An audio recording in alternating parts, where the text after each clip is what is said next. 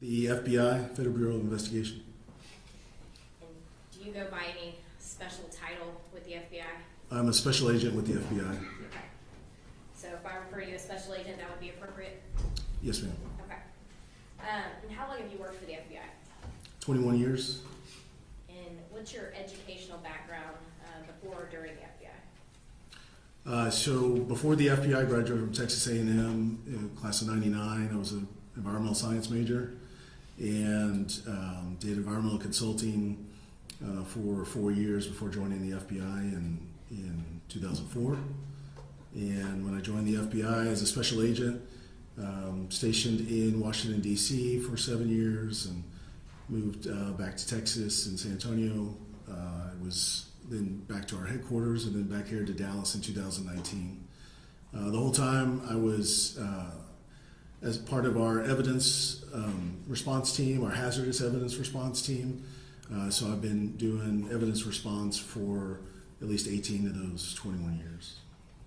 And to be a part of the evidence response team, do you have any specific training? We do. So as special agents, we have some basic crime scene training in our new agents class, but we then can volunteer to be a part of the evidence response team, which is an ancillary duty that we can take on with our normal day-to-day jobs. But in order to be a part of that team, you do have to go through a 2-week basic class that teaches you evidence collection, fingerprinting, DNA, photography, alternate light source, and some other techniques that we use, a little bit of computer forensics, not much, we have specialists for that. And then we can go to advanced crime scene courses as well, so advanced fingerprinting, we go to the body farm, which is to recover bodies, and we can go to some outside of the FBI classes as well. Have you been to the body farm? I have not, no. Have you done any of these other special or advanced trainings? So I have done, like I said, I'm the team leader for our hazardous evidence response team, so I focus a lot on collection of evidence in hazardous environments. So I've done some extra latent fingerprint lifting, and some DNA training as well. Now, how did the FBI get involved in the, search and investigation for Athena Strand? Sure. So typically when the FBI gets involved in a non-federal case, we're invited by whoever the executive authority is for whatever agency, whether it's a sheriff's office, like in this case, or a police chief of a police department. We're asked to assist, and we have a method for doing that from executive to executive level. And then one thing that the FBI provides, the ERT at the FBI Dallas, we have 3 teams of 8 to 10 people. So that's 30 personnel. Some of them are still in the process of training, but I would say probably at least at the time of this, especially over half of them were fully certified with advanced training. And so we would be kind of a force multiplier. So anytime there's a scene or a crime that spreads across multiple crime scenes, lots of police departments don't have the crime scene capability to handle 3 or 4 crime scenes at a time, and so we can provide that supplemental crime scene processing. So the FBI in this case was an assisting agency because there was multiple crime scenes? Correct, yes. Yeah, it was a state warrant that we were assisting on, so they provided that warrant, and then we provided the trained personnel to conduct the search. And I think you mentioned you were a team leader. How does a team leader work in these teams? Correct. So with a team leader, it's my job to assign roles within the search. So we have various roles on each search. We have obviously a team leader. We'll have an assistant team leader. We'll have a photographer. We'll have a person that does sketching. We'll have an evidence custodian that is in charge of making sure the evidence stays clear and is labeled properly and is packaged properly.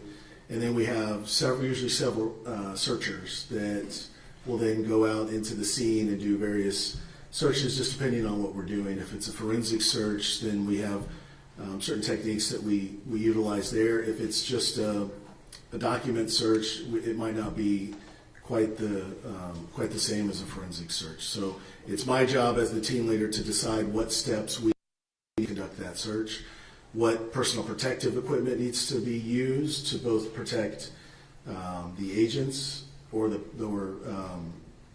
professional staff, the ERT team, and then what personal protective equipment needs to be worn to protect the crime scene as well. So we have our suits, Tyvek suits that we wear.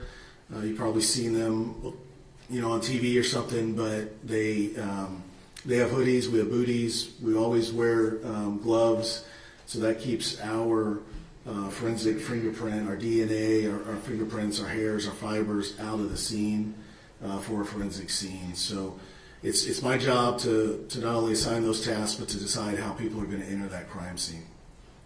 You mentioned the Tyvek suits. Are those a certain color? Typically they're white, yes. And in general, are there certain standard policies and procedures that the FBI ERT team follows when going into a crime scene? There are. So we have a set order of how we process a crime scene, and first step is to conduct a kind of a one-on-one turnover with whoever initially had that scene. The FBI ERT is never, I feel confident saying never the first one on scene. Typically, the local police department was there, or maybe our FBI SWAT team, or in this case, the Texas Rangers, SRT. So if there's another agency that's there, it's my job as the team leader to liaison with them, figure out what kind of situation, see if there's any evidence that is obvious and possibly transient that might disappear. We may need to collect quicker. Sometimes electronic evidence such as phones or computers can be perishable, so we need to react to those quicker. So all that would be discussed in the turnover. And then once I have that turnover from whatever agency was holding the scene until we got there, I would then go ahead and walk the scene with that person, and while the rest of the team is kind of setting up a little base of operations area, just simple table, chairs, places that we can bring out the evidence to, getting sign-in logs started and getting some of the other admin logs started about like what time we got there, who was there, other things. So we would then walk through the scene as carefully as possible with the proper PPE on to preserve the scene itself. Like I said, as we're walking through, I'm noting, I'll have a sheet from time to time of noting certain evidence as we walk through, just depending on how big the scene is and how much I can and can't remember. So we'll walk through the scene completely, and usually we're with the photographer too, who is also one of the first steps we do in that walkthrough is we take initial photographs of the scene before we do any searching. So they're called entry photos. It's to show how we found the scene. It's not necessarily how the scene was before anybody got there. It's the scene as we found it when we showed up. And it starts with the front door, hopefully getting the address numbers in the picture, and it's usually walking through into the house, if it's a residence, around the house, and any other outbuildings that may be on the property itself. So those would be the entry photos that get taken as we're doing the initial walkthrough. And at some point, your ERT team was called out. Where were you guys called out first to? We were called out directly to the residence. It was 7628 Somerville Place Road, Fort Worth, Texas. Was that the defendant, Tanner Horner's residence? From what I understand, from when I was called out there, yes. Okay. And when you arrive on scene, what did you see? Sure. When we arrived, there were multiple law enforcement personnel already there, multiple Texas Rangers, a couple of FBI special agents from the squad that was assisting Wise County, and they were kind of there holding the scene until we got there.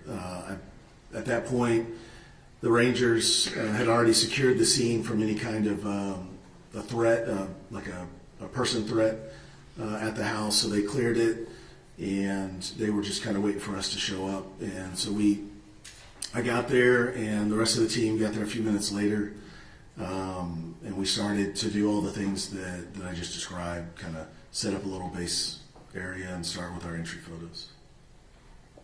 And so I think you said when you got there, the Rangers had already secured the house. Correct. Yes. Did you receive a warrant, like a search warrant for the home when you Yes. arrived on scene? Yes, we did, from the Rangers. Okay. And earlier you said part of your procedure is to do a walkthrough. Did you do a walkthrough with the Rangers in this case? I did, yes. And after you did that walkthrough, what did you do next?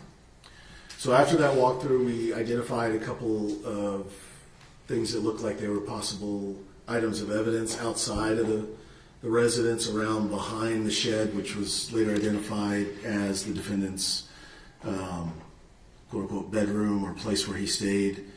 And then we were able to see in there, and I could see that the area inside that shed where the defendant stayed was very messy, very much in a disarray.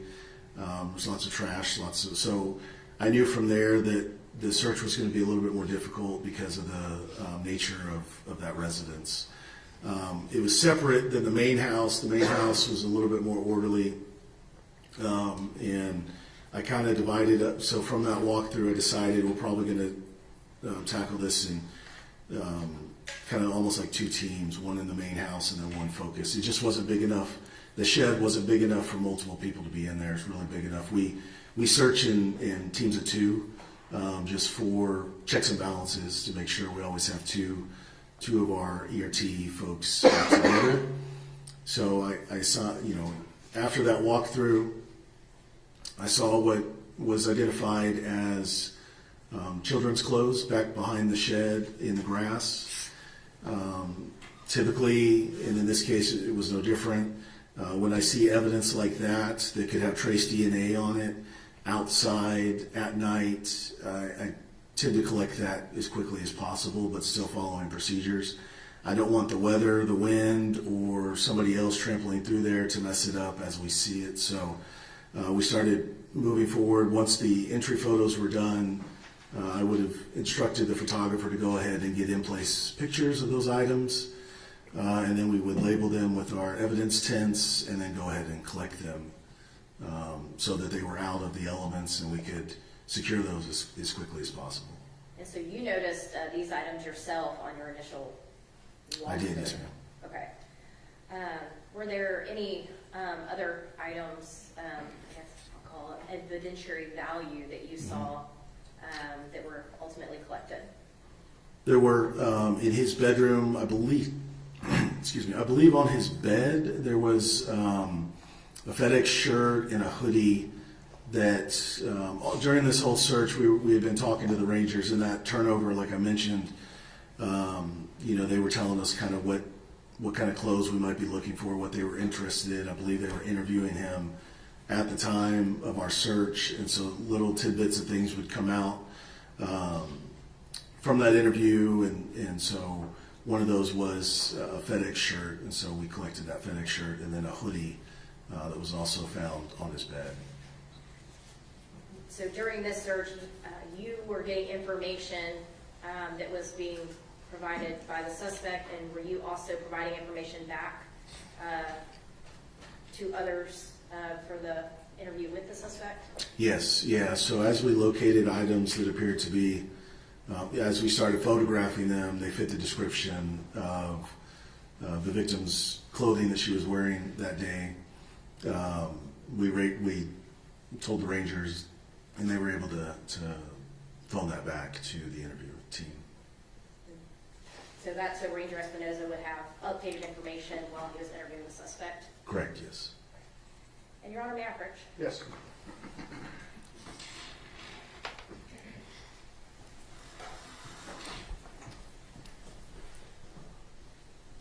I'm going to show you what are marked as States Exhibits 53 through 82. And prior to you sitting here, have you gone through all of these photos? I have, yes. And can you tell me what those are? So these are crime scene photos from the residence that night, starting with our entry photos, and then there are some photos of the actual evidence taken both in place and when we process forensic items of evidence, we usually have to stretch them out to get a good idea of what they are. We don't want to leave them balled up. We do that on a clean sheet of brown kind of butcher paper that we had just unrolled and cut. And we do 2 sheets, one on the ground, and we do another sheet, and we place the items on top of that sheet. We take photos of both sides of the item, and then from there, we wrap that sheet, that brown sheet, over the items and package that so that if anything had fallen off while we were moving the items, it still gets collected within the bag and can be processed by the lab. You can take a look if you don't recall what are all in those pictures, but if you do they all fairly and accurately depict the actual resident and all the evidence collected as you personally saw it that night? They do. Your Honor, at this time, the state offers into evidence State's Exhibit 53 through 82. Any objections other than in addition to those previously given to the court?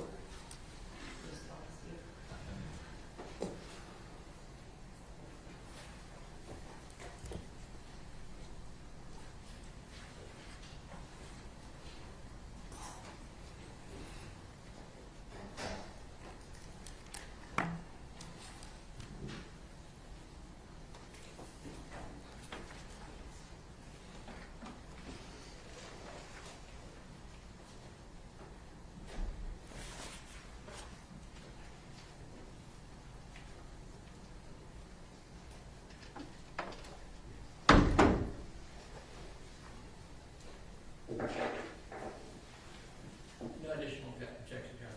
Then your previous objections remain overruled and State's Exhibits 53 through 82 are admitted. Okay. Thank you, Judge. And may we publish? Yes.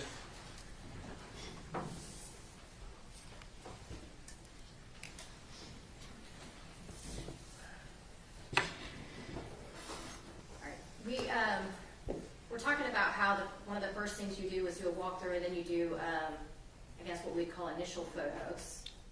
We call them entry photos. Entry photos? Okay. Is that what these photos that we're going to be looking at are? Correct. Yeah, this would have been probably the first photo that was taken because our first photo tries to incorporate a house number as well as the front door of the house, which this photo does. And so in this photo, does it have, I guess, the address in the photo? It does here on the mailbox post, 7628.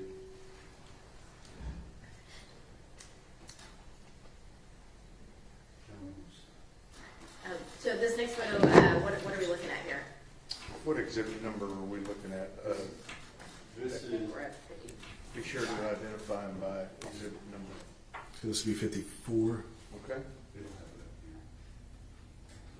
I'm showing you what is marked as State's Exhibit 54. So that's the front of the residence. And now I'm showing you what is marked as State's Exhibit 55. Is that just kind of a slightly different angle of the residence? Yes. Yeah, we try to take all sides of the residence before we enter. Okay. And this is State's Exhibit 56. What am I looking at now? So this is, if you were looking at the house, the right side of the house, and then the shed over to the right side of the photograph is the shed where the defendant was, I assume, living.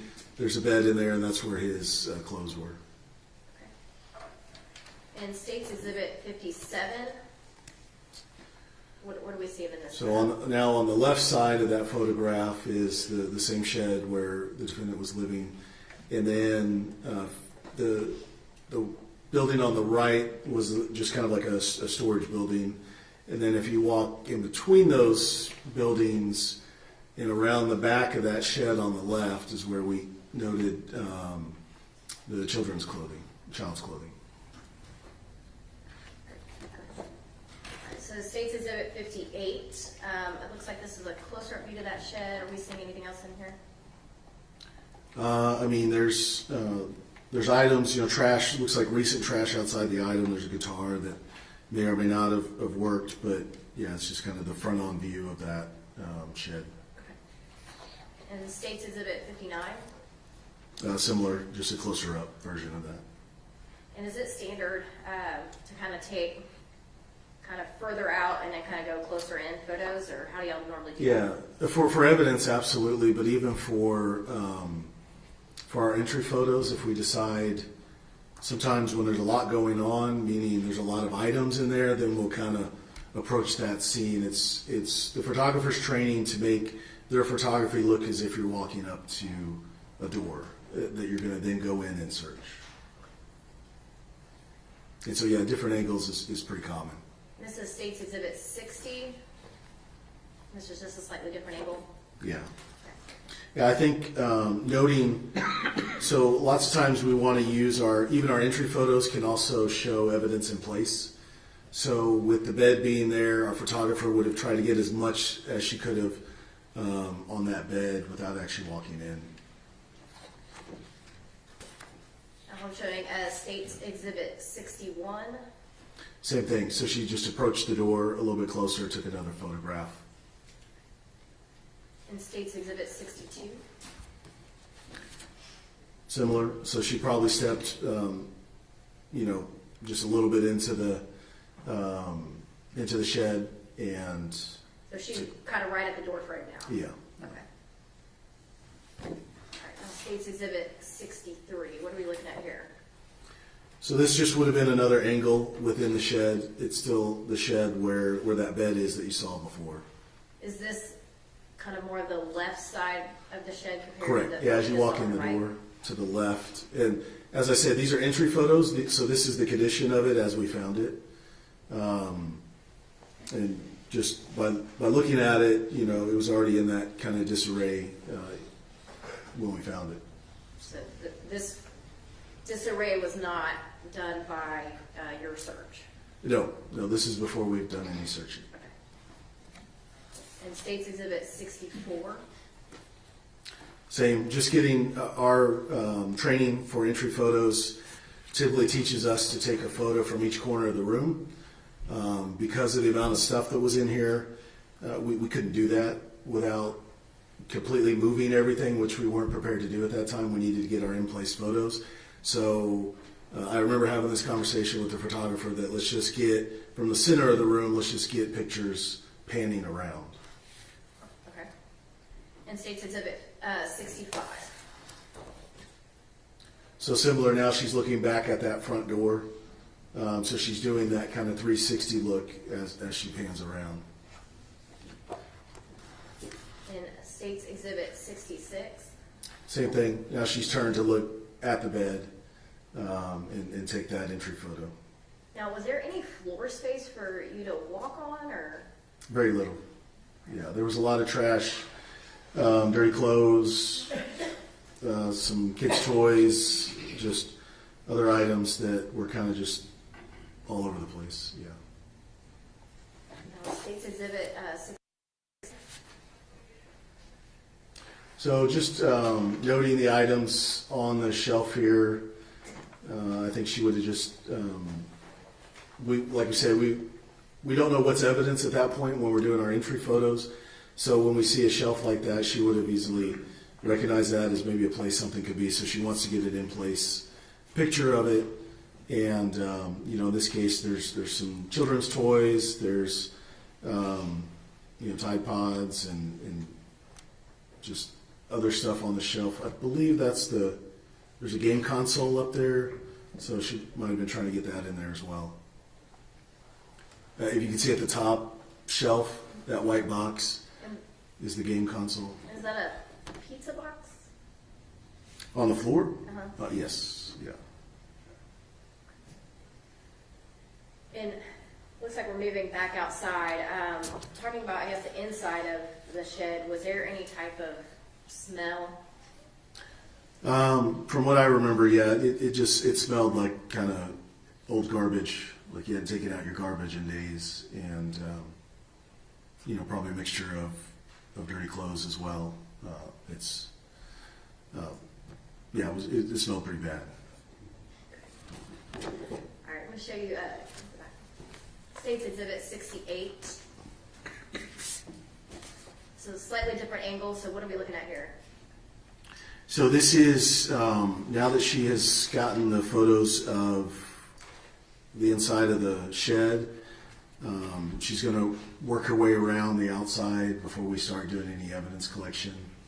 So that's part of this process, is taking another photo of that angle as she's moving down that area between the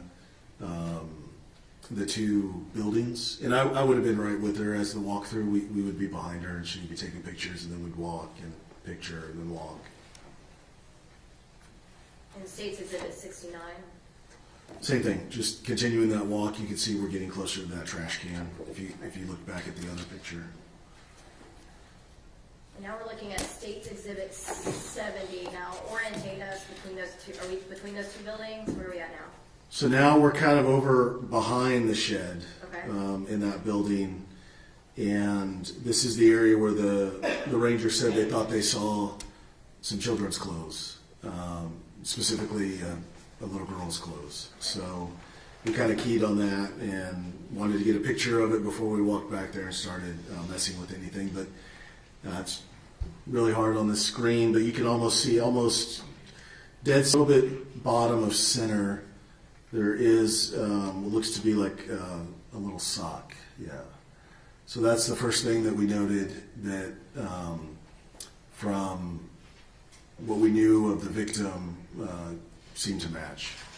And is there also, it looks like maybe a cigarette package there to the left? Yeah, it could be. There was a lot of garbage just buried in there too. I think at one point they were it seemed like whoever, whether it was the defendant or other people who lived on the property, were just kind of dumping trash there. All right, and this is State's Exhibit 71. And what am I looking at here? So kind of that, you can see down in the bottom of this picture, what's labeled number 1 from our evidence tent is that sock that I initially mentioned. And then as you got closer to that sock, you kind of looked around that other building. You could see, if you move up to number 2, it's looks to be child's underwear, from that distance. And then if you move on to where number 3 is, over there, just to the right of the number 3, are small in size, looks like little girls' blue jeans. And so kind of for orientation purposes, let me see if I can. So where we originally saw the sock, kind of the front part of that trash pile, now we're seeing those clothes are kind of just all in line, the 1, 2, 3. Yeah, kind of around that other outbuilding that's next to the shed.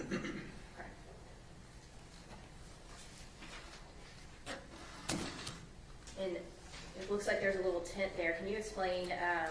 what that is and why y'all do that? So This is State's Exhibit. State's Exhibit 72. Okay. Sorry, Judge.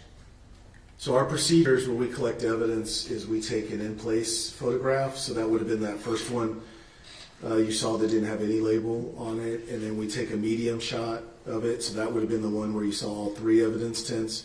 And then we do a close-up in place as well. And so since this will be item number 1, the tent suggests that it's item number 1. And it's the close-up of the item in place where we found it.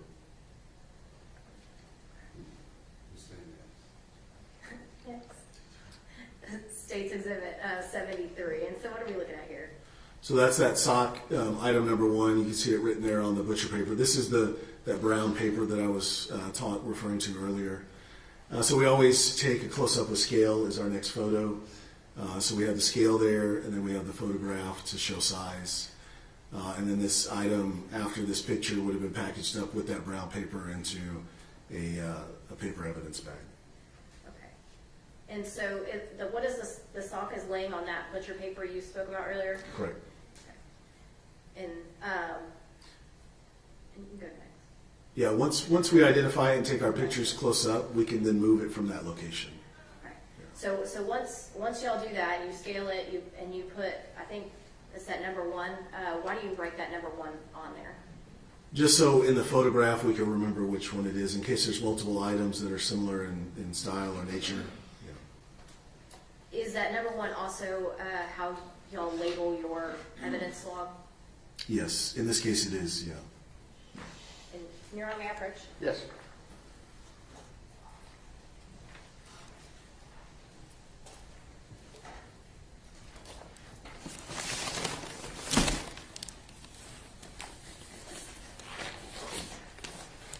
I'm going to show you what's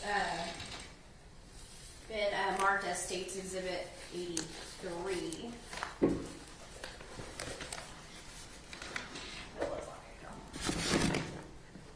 And do you recognize this item? I do.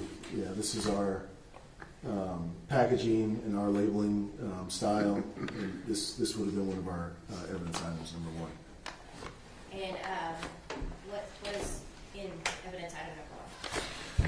It's listed here, child's light blue multicolored sock found behind shed on ground. And is that the same piece of evidence that we're looking at here on States Exhibit 73? It appears to be, yes. And are there any other identifying marks on this bag? Yeah, we have 7 items that we put on all of our evidence bags. So we have the item number, we have the date, we have a case number, an FBI case number. We put the address, and then we have 2 initials. The initials are the collector and the assistant. And is that bag still sealed? It is sealed with evidence tape, yes. And are there any marks on this bag that are not yours? So the Wise County Sheriff's Office sticker, that would have been possibly for their evidence folks. And then these 2 labels might be, lots of times, the lab that it's taken to will put their own markings on it, so it could be from that. We don't, with the FBI ERT, we don't process any evidence. We're collectors, and it goes to the official either FBI lab or state crime lab for processing. So you collected this item, but then it will go off to a lab to be processed for Examine, yeah. DNA or anything else that Sure. needs to be looked at. Yeah, in this case, it would most likely be DNA. Sometimes it's fingerprints. Sometimes it's computer forensics. Hopefully not computer forensics on our No. side. And Your Honor, at this time, the state offers into evidence States Exhibit 83.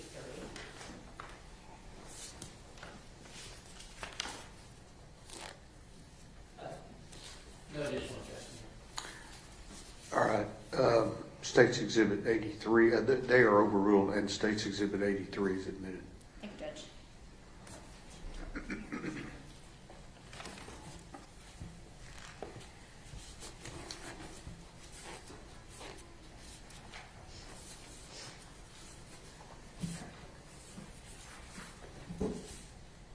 Now I'm showing you what has been admitted as States Exhibit 74 here on the screen.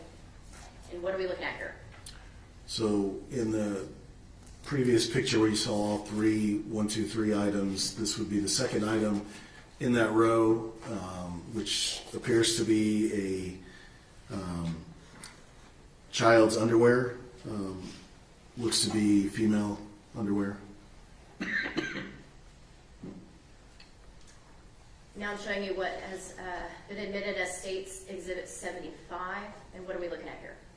So this would have been a picture close up with scale of those underwear after they were removed from the location that they were originally found, as per our standard procedures to take those scale photographs on that same butcher paper like I was talking about. And is there a number listed on that butcher paper? There is number 2.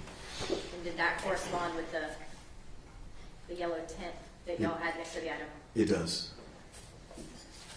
Your Honor, may I approach? Yes.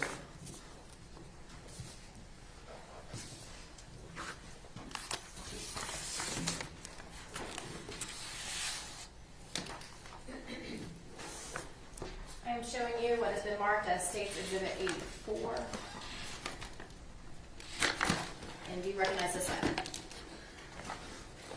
I do. Yeah, this is our, once again, our packaging, our labeling system, and it says item 2, and it's child's white Hanes underwear found behind shed on ground. So it would have matched the description of what we're seeing in the photograph. And other than the lab processing, is there appear to be, is it sealed? Is there any? So once again, there's a Wise County Sheriff's Office sticker on there. We wouldn't have put that. That would be Wise County that would put that. And then a couple other markers that look like could have been from a state lab or something that would be used for their processing. Other than that, has it been altered in any way to your knowledge? No, it looks like it might have been opened and resealed by the lab. Other than that, no. Your Honor, at this time, the state offers into evidence State's Exhibit 84. Same objections to Mr. Gold? Yes, sir. All right, those are overruled. States 84 is admitted. Thank you, Judge.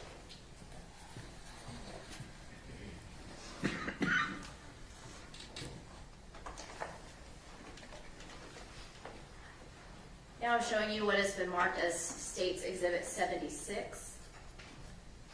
What are we looking at here? So in those 3 items out behind the shed, this would have been the third one in that order. It appears to be a pair of small blue jeans. At the angle we're at and everything, it kind of fits the description, but we're not sure. But we went ahead and labeled it item number 3, took photos of it in place so that we can then remove it and better examine it. And you said fits the description. At this point, was there a did you have a description of what the Athena Strand was wearing when she was kidnapped? I believe we did. It was a pair of jeans with some flowers on it. We didn't have a picture or an exact knowledge, but it was blue jeans with a flower pattern on it. And what are we looking at here? So as with the other photographs, we would have removed it from that area to better examine it, get it out somewhere where we can spread it out on the brown paper, the clean brown paper. And I just want to reiterate, the brown paper gets wrapped up with each item, so it's a new piece of brown paper each time we take this photograph. And just to be clear for the record, this is State's Exhibit 77 that we're looking at right now. And it's labeled item number 3 on the paper. It has scale, so we can add size to it. And this would have been obviously the back side of the blue jeans. And I'm showing you now what has been marked as State's Exhibit 78. So this would be the other side, the front side of the blue jeans. And from this, I told the rangers that were out there, I can't remember exactly which ranger, and they were able to see it and relay that back to the other investigative teams that were either talking to the family or talking with the defendant to see if that's an accurate description of what she was wearing at the time of the abduction. So, and we also know when we saw this, you can see there's something in that leg, the pant leg, so looks like a sock, which it turns out to be a sock. Now I'm showing you what's been admitted as State's Exhibit 79. And so what are we looking at here? So these are the blue jeans with the sock removed. We would have packaged these together since they were found inside, since that sock was found in there. So we removed it, photographed it with scale, and then we'll wrap it up into that brown paper. So one sock was found separately out Just in by the itself, yard, right. but one sock was still inside her pants. Inside the pants, yes. And Your Honor, may I approach? Yeah.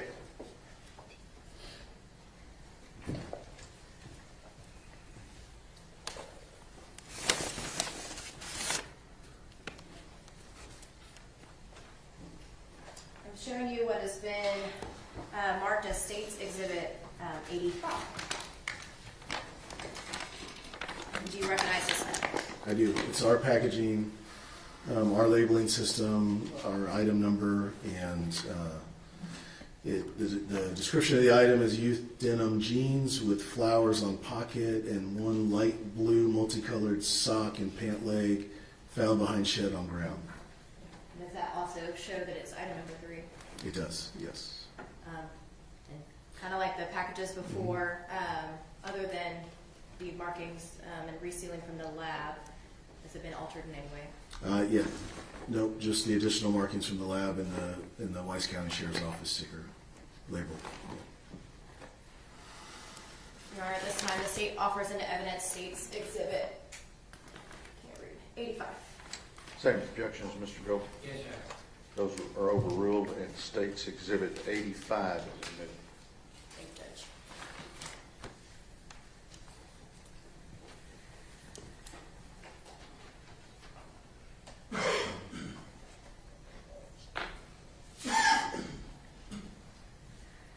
Now, showing on the screen what's been admitted as State's Exhibit 80, and what are we looking at here? So this was a FedEx shirt that was found in the shed on the bed. That we did our same procedures of collecting it with scale and identifying the number. So it would be item number 4. And it looks like State's Exhibit 81. Is this just the front side of the shirt? Correct, yes. And were you given information of why to take this specific item, or? We were, because at that point we had determined that she was taken in the FedEx van from the defendant wearing his FedEx uniform or clothing. Your Honor, may I approach? Yes, ma'am.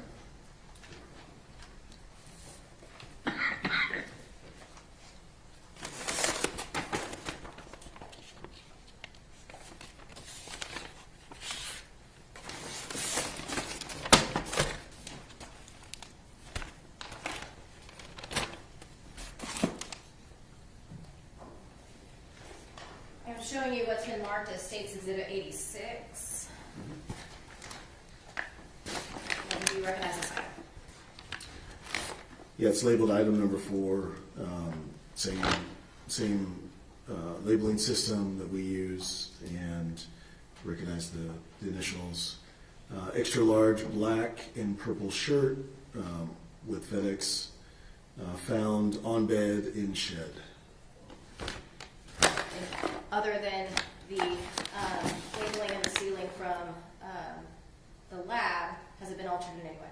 Nope, just the Weiss County label and the marks from the lab. Your Honor, at this time, the state offers the evidence State's Exhibit 86. Same objections, Mr. Gold? Yes, sir. Notes are overruled, and State's Exhibit 86 is admitted. Judge.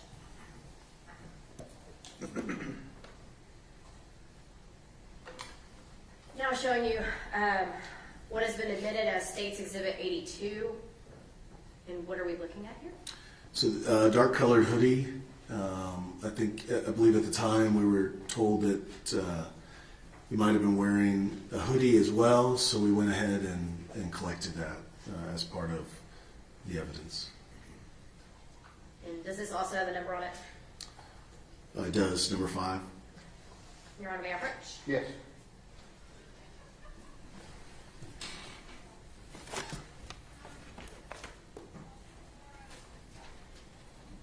I'm now showing you what's been marked as State's Exhibit 87. And do you recognize this item? I do. It's our labeling process, and it's item number 5. Large tech gear, gray and navy hoodie found on bed in shed with those additional Weiss County labeling and lab.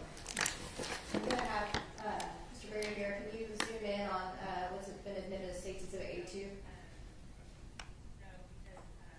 And does that read large tech gear sweatshirt? Yes, So does that match the item that's listed in that bag? it does. And other than the any type of resealing or labels from the lab, is it been altered in any way? No. Your Honor, at this time, the state offers into evidence State's Exhibit 87. Same objections, Mr. Gold? Yes, Your Honor. Okay, those are overruled. State's Exhibit 87 is admitted. Thank you, Judge.